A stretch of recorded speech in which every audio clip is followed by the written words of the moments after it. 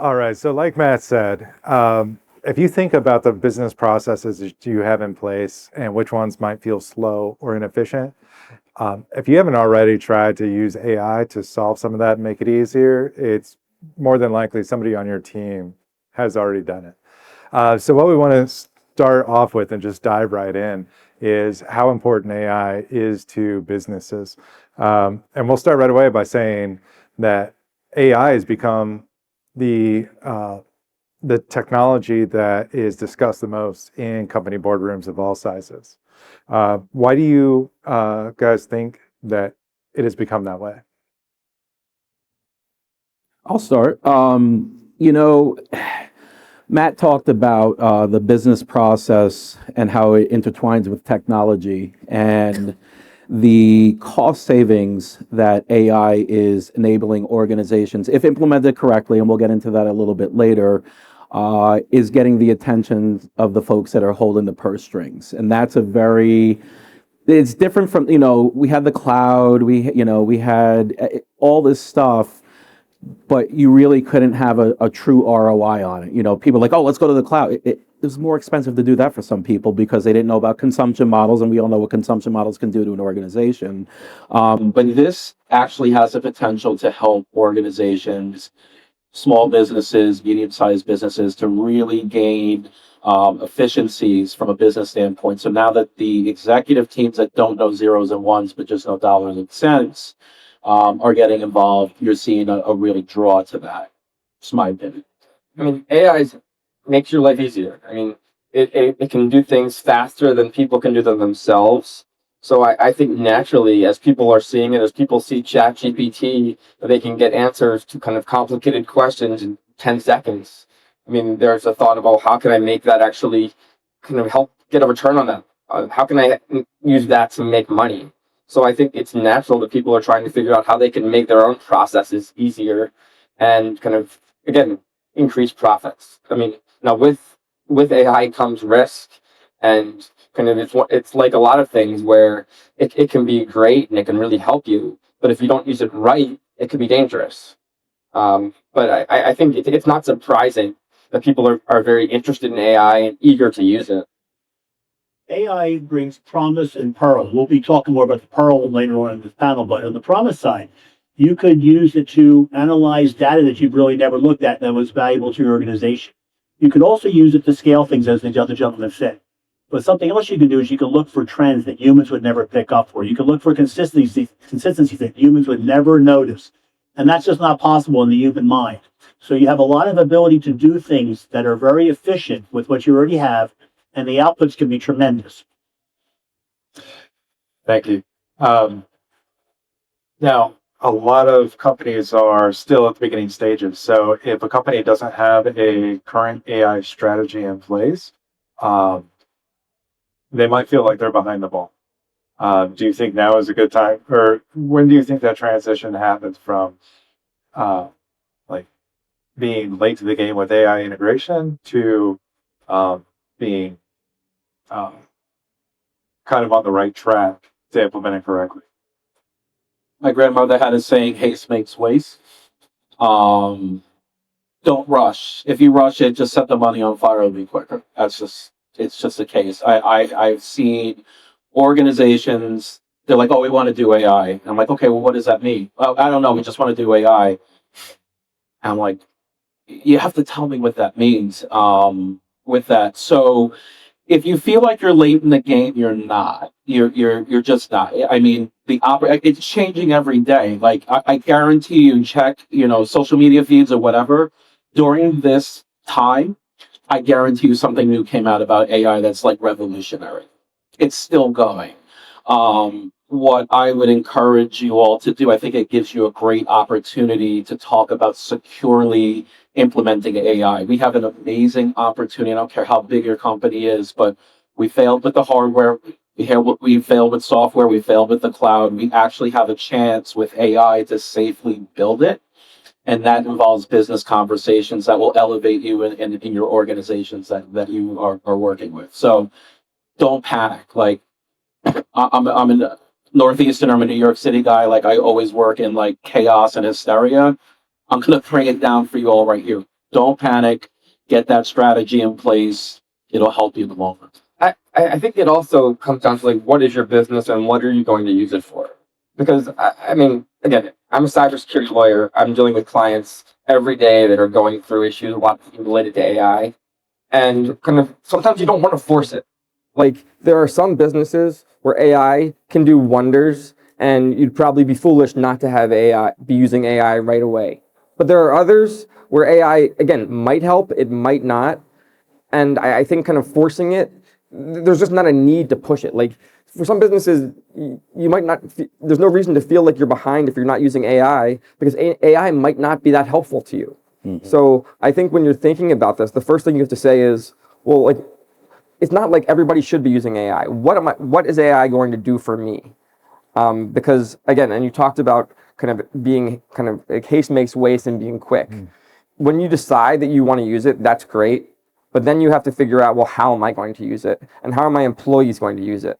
Because it's one of those things, and we'll get into this as we talk more, but to the extent that you're not using it responsibly and you're not governing how it's being used by others in your organization, you could be creating a lot more risk.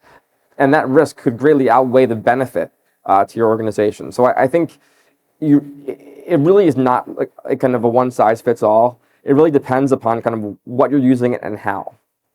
We all know that AI is only bound by two things. One is data center availability and chip availability. So the agents and the platforms can expand exponentially. There's no limit to that.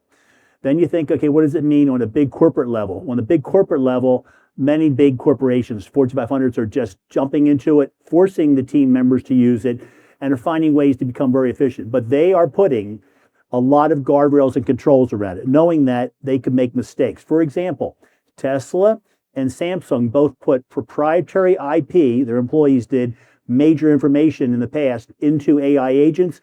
It became part of the public domain, disastrous for the company. At one point, Samsung pulled back and said, for a week, we're not using any AI at all. They closed it down for the whole company. That's how dangerous it can be. And this is the Fortune 500 companies who are full of all kinds of tools, resources, and have every control you can imagine. We'll move to the middle-sized companies and the small companies. I kind of use an analogy. When we first were 16 years old in Pennsylvania or whatever age it was in your individual states, you got a driver's license. You're actually the most dangerous driver out there for a while because you don't know how to drive other than driver training, which is in a parking lot. So you're now actually going to be out there to use it properly, to use it with governance, to use it intelligently and within limitations and find the right product is essential, because otherwise you could actually put your company in peril and actually be outside some of the protections of your insurance and other controls you count on in time of a disaster. So using it intelligently the right way at the right time is essential. Yeah, can I just add one thing to that? Is, again, using it intelligently and knowing what you're using it for is really important. I mean, I was just talking a few minutes ago about an example I have. I'll give you a real world example.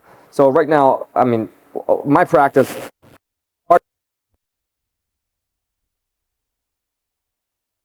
guide them through that process. I have a matter now for a company. The president is a woman, and kind of the company was founded by her uncle and her father.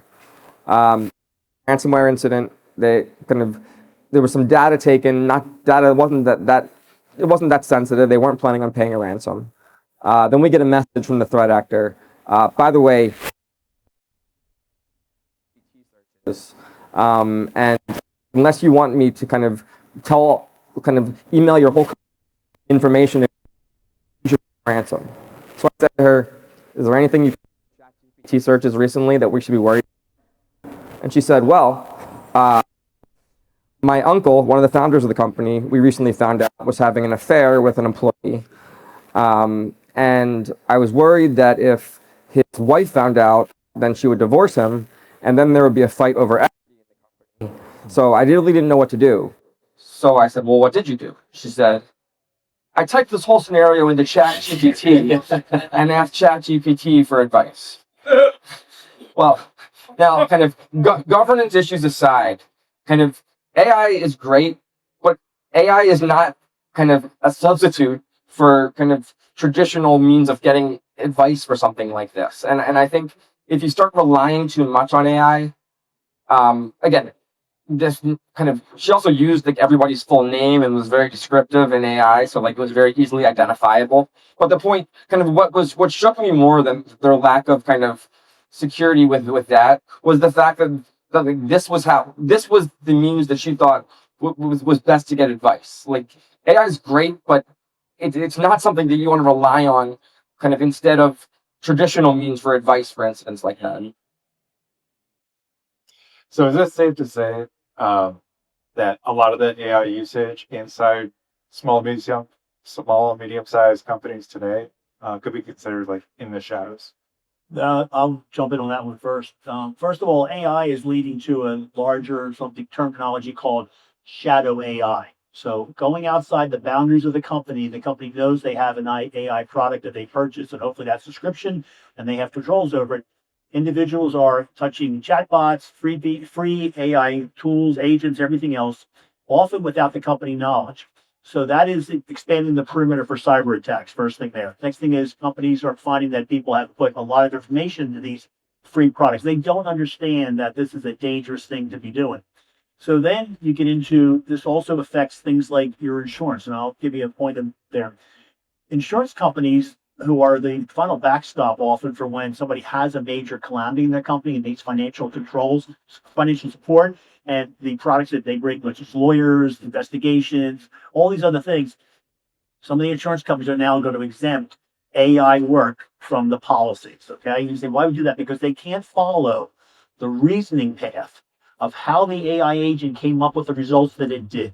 And with AI agents, you can put in the same information and different times get different outputs. So it's not always consistent. Again, we're for AI to use it logically, intelligently, and with controls. But companies are doing this haphazardly. We're looking at a situation where they may not have their insurance coverage. Some carriers are finding that some AI tools are trackable and you can follow the flow of what happens. So it's defensible. Every single thing with AI needs human oversight. In your company, you need to be looking at this as a human. We're not giving up our ability to make judgment, and that's vital to do this going forward. And this is where education of your employees is going to be massive, and where you have the right to go into your organizations and educate them. Because what's stopping me from being at work, jotting down some intellectual property or something that's very confidential to the organization and going home on my home Gemini and typing everything in and it's gone. That's not meant to scare you. It's meant to alert you. I'm not trying to freak you out, but I want to provide a solution for that is human education around the actual risk of using AI is so big. Like, and you got to tell them, this will go into policy development, internal policy development, to say, hey, listen, if you do that, you lose your job. That'll get their attention. Not, oh, well, if Claudebot and, all the buzzwords that people want to use, but setting that policy, setting that standard of we're going to safely be using AI to make us more productive here. But outside the confines of that, there will be a penalty for misusing AI. And that's a conversation. Those are trainings that you can have because that's going to allow you to move quick. The question was asked, well, are we far behind? It's going to really keep you far behind if it's the Wild West with AI in your organization. It's like, let's go. If you can, the saying is, why does a car go fast? Because, how do you pump on the brakes? Like that, whatever stupid saying that is, but I think you guys got the gist. But it's making sure that everybody understands that it can be catastrophic. If we have, how many small businesses do we have here? Medium-sized businesses. It can cost the business. We're going to start seeing that where it can cost the business. And when you get to start to talk to people like that, then it starts to click and make sense, and it can go to a long way in making sure that you're using AI securely. Yeah, I mean, if you're going to be using AI in your business, I think it is vital that you have policies that kind of specify exactly which tools can be used, exactly how they can be used.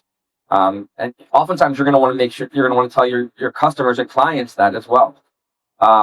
But again, different tools have different capabilities. And I mean, some tools might be captive where kind of what you put into that tool is not going out to the larger internet. Some of them might not be. So I think you need to understand them and make very kind of strict policies about how and what can be used. because otherwise, and as Paul said, you're putting your company at risk. And this is something where it can really be beneficial to your company to use some of these tools. But if you don't know exact and understand what and how they're being used, kind of you are putting your company at risk. And there always has to be kind of human oversight. Because again, if somebody, I mean, these AI tools are great, but they're also not always right. And if you're relying on them without the oversight, again, you're putting your company at risk to do something catastrophic.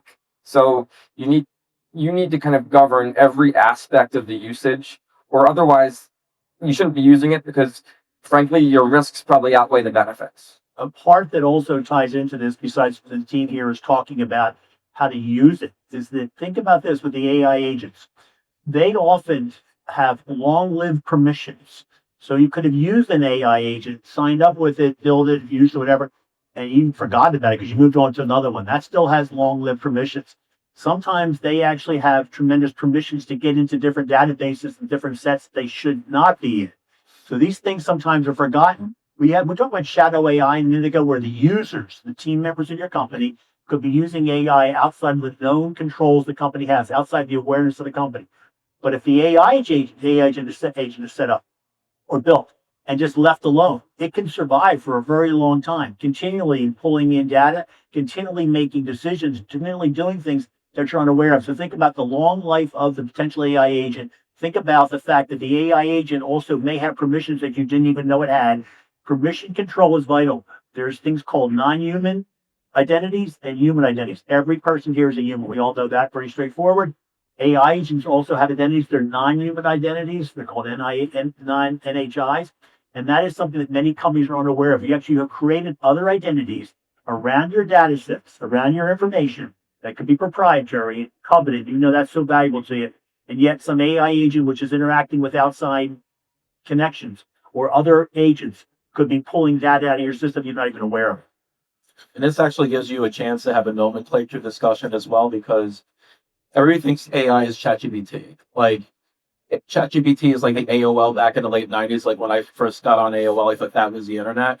And I was like, oh, the internet's great. And somebody's like, hey, have you ever heard of the World Wide Web? Like, oh, what the hell is that? It's incredible. Like, and so really and it's your executives too that are struggling with the nomenclature. To Austin's point, there are thousands of bots, thousands of different agents, thousands of different use cases. And executives are kind of just picking it up, watching the news or watching Bloomberg or whatever. It's like, oh, ChatGPT, chat. It's like there's so many different ways that you can use it. Again, an educational piece to the executives and say it's not just ChatGPT. Like, enter X scenario that an AI agent can help us out. Yeah, so we've heard policies, we've heard some data classification as some of the protections against AI misuse or AI risk. But what would you say would be a good first step for companies that are beginning their journey into implementing some AI? Come up with the why. Come up with the why first. Do not touch a keyboard. Do not touch anything. I agree. It's not about like just using AI. It's what am I going to use it for? How is it going to make me more efficient? And then you can talk about the how. But I think from business to business, kind of AI for some businesses, AI is not that valuable. It's not going to help you that much. And for some, it'll help you tremendously. So I think that first step is like Paul said, is why are you using it, and then everything else can fall into place. And I'll give you a personal example, like non-business example. I'm terrible with cars. Like, can't fix them. Don't hate buying them. Like, I'm terrible at it. And we had to buy another car. And I was like, okay, let me see if AI can help. I didn't start just typing in, hey, can you help me buy a car? But wrote out this whole like fishbone diagram. Then we know the fishbone diagram from Six Sigma. It like allows you to break things down. I did this whole thing. I put it in my agent. I said, can you help me? Can you help me here? And I was able to draw it out. It was super helpful and whatever. I'm like, oh, this is great. So then I decided to upload my bank statement and there, say, help me make a budget. Complete disaster. Like, just uploaded it and just said, hey, can you help me budget my? And it was just nothing. Like, it was terrible. So that was a classic personal example of like, hey, if I actually took half an hour to 45 minutes to map this out, then use the agent and then let it go, let it do the work for me preparing for it. That was my why. Ask yourself, what's the worst that could happen with your use of the AI? Actually ask yourself that. Don't just jump into the pool. Say, what's the worst that could happen? You think about years ago when the internet became a thing. We're all pre-internet people here mostly, and we're all people who are using the internet plenty right now. When it first came out, people had no idea that there was a record being kept of your searches, that there was a record being kept of sites you visited. None of that was awareness. We just, oh, this internet, I can find this and find this and find that. The exact same thing happens when you use the AI. The AI agents record things. It's very hard to roll anything back, okay? So think about this. If you put something into a data set and it was analyzed, or your company accessed, the AI agent has, or per plural, AI agents have access to different data sets in your company, or all of your company data sets, it's very hard, almost impossible to roll that back. So again, think, what am I using this for? As my colleagues here are saying, what could go wrong, and how can I use this very, very intelligently? Because it's not like the internet always says. They always say the internet doesn't forget, and guess what? The AI agents don't forget either. Your information's out there in perpetuity. What are some of the elements that go into making a good plan to roll out AI? ROI. I think ROI is very important because you have to sell this upwards because you're going to go, it's going to have to get funded. And the CFO, and this is with all respect to CFOs, they're just looking at the bottom line. Like, how is this going to help us to be more productive? How is it going to help us to be more efficient, save money? ROI to me is just very, very important to make sure that you can do that. Because again, if we're a majority of small to medium-sized businesses here, you got one shot. Financially, you have one shot, and if it doesn't go well and you don't have the numbers figured out, it's going to be very rough on the organization. So for me, I'm going to say ROI is very important. And you need your checks in place. You need to figure out exactly how are we going to use it kind of positively, but not let it kind of backfire. So kind of what human checks are we going to put on our use of AI? We're not just going to get an output from kind of AI and then give it to our customer, because that could be wrong and then it could make us look bad. So what checks are there? How is it secure? Are we putting any of our data at risk? Like I said, what if a bad actor gets into our computer systems and goes through kind of our AI agents? Is that going to give them the keys to the castle? What are we using? Again, the business reputation is so important that we need to make sure that whatever we're doing, we have the proper checks. And one thing I will tell you is a lot of people are lazy. So if we don't mandate that, people will get some output from AI, it'll look nice, and then they'll just pass it on to the customer. Well, that could be wrong. AI is not always right. So we need to make sure that, and people talk a lot about it. Is AI going to replace so-and-so? Is AI going to replace lawyers? It's not. AI will do some work for lawyers to make our lives easier. Sometimes it can kind of give you an answer to a discrete question, but AI is not a substitute for kind of real kind of thought and advice. So you need to blend the AI with kind of the human element. To the extent that you're letting it replace it, you're putting your business at risk. And I think in those situations, sometimes the risk outweighs the benefits. I see AI as being vital for cybersecurity, even for small businesses eventually. One time there was the first part of the world, and we had somebody, we weren't here then, somebody during the Bronze Age invented bronze, and next thing you know, we had better weaponry, and the other side got the better weaponry. And all of a sudden, I think it was in China that gunpowder was invented, and they got gunpowder. Next thing you know, adversaries got gunpowder, okay? So everybody who gets a new advantage quickly loses it to the other side, okay? And when the other side gets it, sometimes they use it even better and more effectively than the one who actually invented it or first implemented. So AI is being used extremely well by threat actors, extremely, extremely well. They are working in collaboration. They share tactics. They share systems. They share a lot. Generally, individual companies do not collaborate. They do not collaborate. So there's actually an advantage for the attackers. Right now, the fastest AI attacks right now, I'll give you some numbers which are staggering. The time to break out, to break through the perimeter of the company, right now in some AI attacks is 30 seconds.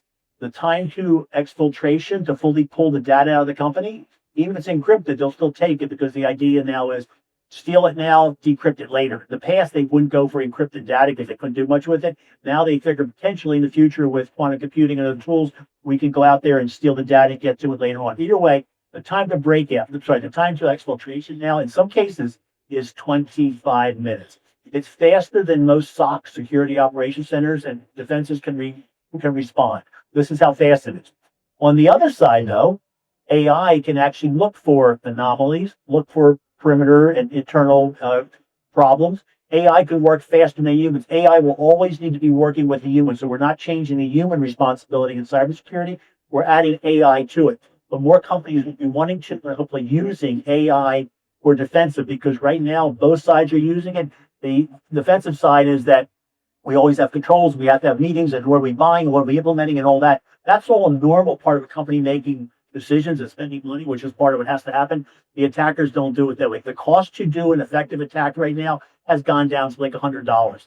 There'll be 0 days galore in the future. There will be so many different things happening in the future. It will be disastrous for certain companies. Not every company has to reinvent the wheel, but you want to use the tools that are effective, and that's going to be including using AI for defensive purposes. Yeah, I mean, cybersecurity is always going to be this cat and mouse game. And again, I mean, we're reading about kind of the Anthropic kind of development now. And as kind of, I mean, every tool that they can develop kind of for defense, cybersecurity defense can also be used kind of by the threat actors. So I think as time goes on, more and more you'll see AI being used in cybersecurity on both ends. And frankly, it's always going to be a cat and mouse. And it'll be one of those developments where kind of that will become standard practice at some point. But I think that's something where you don't need to be necessarily ahead of the game. And I'm not even sure that you want to be ahead of the game in that. You want to kind of have what is the standard kind of cybersecurity defenses at the time. And then you want to make sure that as far as cybersecurity goes, you're paying attention to what the market is doing and you're adapting if need be. But again, I wouldn't want to be ahead of the game because there's just no need. One of the things I will say, a word of unsolicited advice, is that if you are looking to implement cybersecurity tools from an AI perspective, make sure you ask the vendor that you're talking to, was AI purpose built inside of this tool? Seeing a lot of problems these days of where you have solution providers that are bolting AI on top of it. It's actually making things a lot worse. So where, going down the path with AI of not wanting to be ahead is that, again, it's a buzzword. So the marketing looks like, we do everything does AI. You could burn toast with AI at this point. It's crazy. But those are the type of questions that you have to ask from. Again, it was an excellent point, not being that far ahead, because just because they say AI, what does that mean? So when you're engaging with these vendors and you're coming up with strategies, because they're absolutely right, using AI in the proper way for your security stack is fantastic. Get an idea and understanding of how they have incorporated AI.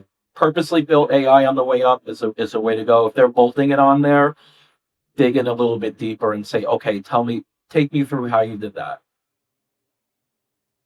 Yeah, we talked about the risk and who in these companies would ultimately have the accountability or need to be assigned the ownership of this risk in order to ask for that additional cybersecurity resources we put on AI? I can answer that. Frankly, it depends. It depends on kind of a 1,000-person company is very different than a 10-person company. I would say in a lot of kind of your mid to large companies, first of all, what we see with our clients is they have committees. They have committees that kind of are designated the AI committee, and they are making sure that and those committees will report directly to the C-suite. Kind of they're talking about they're making the policies. Kind of they are kind of overseeing the use. Obviously, some small companies don't have enough people for a committee, but there should always be somebody designated kind of who is overseeing it and who that is their responsibility. Because it is something that is important enough that I think you can't just say this is our company's kind of strategy and we're all just going to do it. You need somebody who is overseeing it. And again, that can be a technical person. I don't think it necessarily has to be though. It doesn't need to be somebody who kind of is a CISSP. It can be somebody who just understands what we're using for AI, what we want, how we want it to be used, and kind of how we don't want it to be used, and they can kind of build the policies from there. Yeah, you have a few. I'll give you a story. I was at a meeting one time, about 500 people. The CISO stood up and he said, "Okay, who's in charge of data security here?" And it was random, like, "Oh, Pete," because he was a DPO, or "Oh, Jim, he's a CISO." It's like, "No, it's you, it's you, it's you, it's you, it's you." And so you need a leader. You absolutely need a person where the buck stops there. But your employees have a fiduciary responsibility, not only to your company, but to the customers that you service, that they're going to be using their laptops correctly, their AI correctly, the cloud correctly. AI is just one of those pieces. And when you can push that down to them and really get them to understand, wow, like I can't put source code in ChatGPT. There I go with ChatGPT again. But I can't put source code in here, because if I do that, then that's going to expose my organization and we could potentially shut the doors down. Like, really getting them to understand that it's not a right that they should have a laptop or access to AI. It is a privilege, and it's a responsibility to the company and to the clients that they have to make sure that they're using it correctly. Yeah, I mean, in the cybersecurity world, I can't tell you but a large percentage of the matters that come to me that I deal with are matters where it was some employee error, and you're never going to totally eliminate that. So the employee error is always going to be a risk, and it's going to be something you're going to have to deal with. But you can dramatically reduce it by training, and kind of employees. The notion that employees are going to be using kind of the tools you give them responsibly just because is a fallacy. Is unless you train them on the risks kind of the tools you give them and the way you want them to use them, they will use it in the way that's easiest for them. And maybe they'll kind of act kind of responsibly, maybe they won't. But employee training is paramount in the cybersecurity world. Is again, it's not going to eliminate your cybersecurity risk, but you can dramatically reduce it. I mean, it's just like phishing emails. I mean, I'm sure anybody who all companies here receive phishing emails all the time. And frankly, like employee error, these threat actors can always get into employee error, where you could give people training every day, but I guarantee you, if you have 100 employees, one of them, if every day 100 of them get a phishing email, one of them is going to fall for it. But one is better than 7. So the training is so important because otherwise you just can't expect that users are going to act responsibly unless you give that. Let's look at the evolution of this. If you went back 25 years ago, who's in charge of the computers in the office? And there wasn't really a whole lot of cybersecurity. Oh, it's the IT guy. Not gender specific, but it's the IT guy, because he keeps it all going. And then you get into the advent of cybersecurity events and data breaches, okay, and data theft and all that. Who's in charge of that? Well, we think it's the IT department, until litigation started showing up and companies are being sued for loss of data. Individuals are being sued. Hospitals are being sued, on and on and on. Oh, it's not just the IT department anymore. They need to have partners. They're outside cybersecurity teams. They are consultants, all those specialists. But that became bigger than that. Well, they still couldn't keep everything in the corral because, as the other gentleman said, humans make mistakes. Humans are tricked. Humans are exploited. Okay, so now we need to do the training. But the bigger thing here is now we're in a faster moving environment, okay? Because the ransomware scourge really hit America around 2022, 2023, exploded. Lots and lots of claims, theft, all kinds of extortion, a lot of things happened.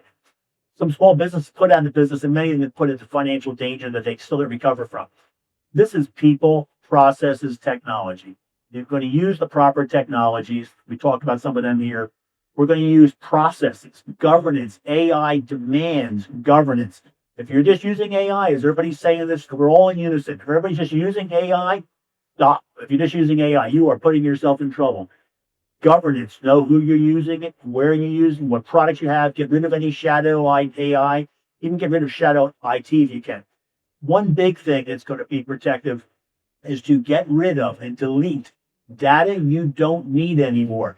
Many companies are unaware of all the data they have. And when the data breach happens, the claim is way bigger because now they have to go through the attorneys and the forensics companies, way more information than they even knew they had. They just had stuff sitting in the closet. If you don't need it anymore, delete it. Delete it, delete it, delete it. It just makes your case worse and more expensive. And then on top of that, people, we've already heard here, train your people. Everybody, like everybody learned years ago when cyber events started proliferating, is responsible for cybersecurity. Not everybody has the same amount of input. Not everybody has the same amount of control. Not everybody has the same job, but everybody has to be aware. Please, if you take anything home today, take home that you are responsible. The whole company is responsible for using AI properly and not going outside the guidance and the boundaries that the company establishes. Shadow AI is a disaster. So all comes down to people, processes, and technology. So I think you just made 2 points that I think are so important, and I'll reiterate them. Is first of all, I think one of the fallacies about cybersecurity is that it's an IT issue. Cybersecurity is not an IT issue. Cybersecurity is a whole company issue. Is frankly, and when I do trainings all the time for organizations, and I usually tell them that like I don't even need to train the IT people. The IT people usually get it, but it's kind of the C-suite. It's the people who are using the data. Those are the people who need to have training. The people who are making decisions. In a ransomware matter, it's not the IT people making decisions. It's kind of your CEOs, your CFOs. So cybersecurity, when you're thinking about it, I mean, there's a reason kind of that there are kind of laws out there for. I mean, the SEC has a law that kind of the board has to be updated on cybersecurity. There's a reason that kind of they're saying this is a board issue because it is not. I mean, IT is involved, but cybersecurity is much larger than an IT issue. The other thing you said that I really resonated with me is the idea about kind of document retention and deletion. I will tell you, kind of every client I work with, especially those who have these cybersecurity incidents, we look at the data that's involved and we say like, why did we keep this data? I mean, this data is creating exposure for them. I mean, I do a lot of work in higher ed, and I'll work with a university that's had a ransomware incident and that has had data stolen, and all of a sudden we're notifying people who graduated in 1984 kind of about a cybersecurity incident we had. And frankly, there was no reason that we should have had their data. And sometimes you might think, well, why does that even matter? I mean, you send them a letter, who cares? Well, in the cybersecurity world we live in, frankly, if you have a cybersecurity incident and you're notifying 5,000 people or more, you're getting sued. That's the reality that we live in. And in those lawsuits now, it really depends on how many people you're notifying, but the settlement that you work out could be $25, it could be $100 per person. So if you're keeping thousands of people's information on your computer system that you don't need, and obviously there's no benefit to it, but it's just a time bomb for when you inevitably have some cyber incident and that data is out there.